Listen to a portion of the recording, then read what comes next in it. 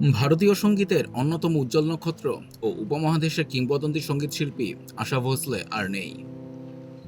৯২ বছর বয়সে আজ মুম্বাইয়ের ব্রিচ ক্যান্ডি হাসপাতালে শেষ নিঃশ্বাস ত্যাগ করেন তিনি। তার ছেলে আনন্দ ভোসলে প্রয়াণের খবরটি নিশ্চিত করেছেন। আশা ভোসলের শেষকৃত্য আগামীকাল বিকেল ৪টায় মুম্বাইয়ের শিবাজি পার্কে অনুষ্ঠিত হবে। এর আগে গতকাল শনিবার প্রখ্যাত এই সঙ্গীতশিল্পীকে মুম্বাইয়ের ব্রিচ ক্যান্ডি হাসপাতালে ভর্তি করা হয়। আশা ভোসলে প্রায় ৮ দশক ধরে সঙ্গীত জগতে সক্রিয় ছিলেন। এ সময় তিনি অসংখ্য জনপ্রিয় গান গেয়েছেন। ক্যাবারের চটুল সুর থেকে শুরু করে ধ্রুপদী গজলের গাম্ভীর্য, সব ক্ষেত্রেই আশা ভোসলের কণ্ঠ ছিল সাবলীল ও অপ্রতিদ্বন্দ্বী। ১৯৩৩ সালে কোলহাপুরে জন্ম নেওয়া এই শিল্পীর ছোটবেলা কেটেছে মঙ্গেশকর পরিবারের এক সাংগীতিক আবহে। মাত্র ১০ বছর বয়সে মারাঠি চলচ্চিত্রে গানের মাধ্যমে তার যাত্রা শুরু হলেও হিন্দি ছবিতে তার একক অভিষেক ঘটে ১৯৪৯ সালে রাত কি রানীর মাধ্যমে।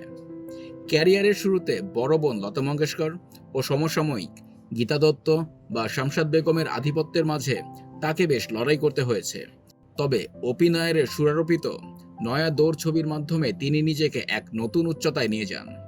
৭০-এর দশকে আর ডি বর্মনের সাথে তার জুটি বলিউড সঙ্গীতের সংজ্ঞাই বদলে দেয়। পিয়াতু আপ্তোয়াজা কিংবা দম্মারো দম এর মতো কালজয়ী গানের মাধ্যমে তিনি হয়ে ওঠেন তারুণ্যের কণ্ঠস্বর। ক্যারিয়ারে বহু সম্মাননা পেয়েছেন আশা ভোসলে।